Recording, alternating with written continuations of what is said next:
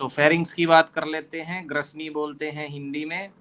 ये जस्ट आपके मुंह के बाद आ जाती है। जैसे ही जीभ का जो निचला हिस्सा है ना, वो इसी से कनेक्टेड रहता है। फेरिंग्स का मुख्य काम पता है क्या होता है? जो आप लोग खाना खाते हैं, ये किस टाइप की होती है? फ्लास्क शेप्ड होती है। तो फ्लास्क समझ गए? फ्लास्क कैसा होता है? वो ऐसा होता है। वैसे तो फ्लास्क हम लोग जो केमिस्ट्री में यूज करते हैं ना, जार, फ्लास्क, इस टाइप से, है ना। तो बिल्कुल ये भी ऐसा ही होता है, जिसको बोलते हैं कुप्पी नुमा।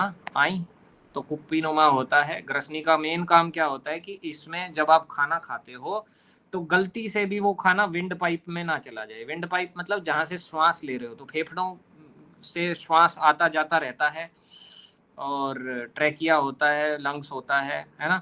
तो वो ऊपर आकर के अभी आपका हवा और खाना दोनों मिक्स ना हो जाए। कई बार हम मिक्स होते ही क्या हो जाता है, हमें क्या आ जाती है? क्या आ जाती है बताओ? खांसी। तो खांसी क्यों आ जाती है? ताकि वो खाने को बाहर वापस फेंक दे, विंड पाइप में गलती से चला जाता है। इसलिए कहते हैं कि खाना खाते वक्त बोलना नहीं चाहिए, ठीक है। लेकिन आजकल लोग जो है खाना खाते हुए ही फोन पे बात करेंगे, खाना खाते हुए ही सारे काम करेंगे, उससे पहले किसी को कोई ध्यान ही नहीं आता है। वो रोटी खाना शुरू करेंगे तो सब ध्यान आने लगेगा, समझ गए। अच्छा, रोटी की बात मैं इसलिए कह रहा हूँ कि हरियाणा में खाना खाने का मतलब ही है रोटी खाना, ठीक है। रोटी खा ली तो इसका मतलब है खाना खा लिया। चलो, साउथ इंडियन लोगों को ये बात समझ में ही नहीं आएगी, उनके यहाँ रोटियाँ खाई है नहीं। चलो, इवन मैं तो बिहार में गया, वहाँ भी नहीं दी मेरे को किसी ने। ओके। फेरिंग्स का काम है कि खाने वाली पाइप अलग और विंड वाली पाइप अलग, ठीक है। चलो, तो यही चीज यहाँ पर लिखी है। ग्रसनी के नीचे की तरफ होते हैं अग्रभाग में श्वासनाल। श्वासनाल समझ गए? Wind pipe.